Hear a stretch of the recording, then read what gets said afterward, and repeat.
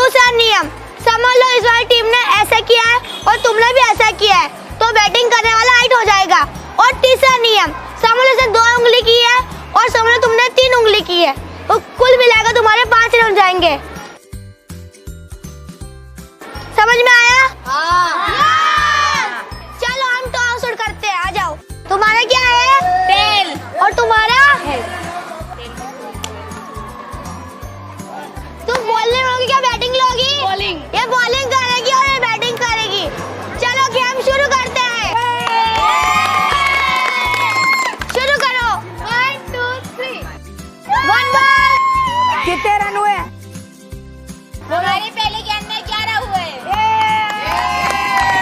Next ball. 1 2 3। कितने हुए? 2 ball पे 22 रन। 2 बॉल पे 22 रन। Next ball. 1 2 3। कितना हुआ?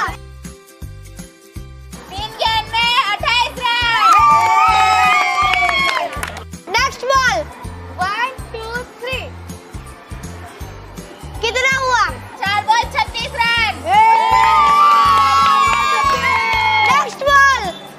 1 2 3। कितना हुआ? 5 बॉल पे 47 रन। Next ball.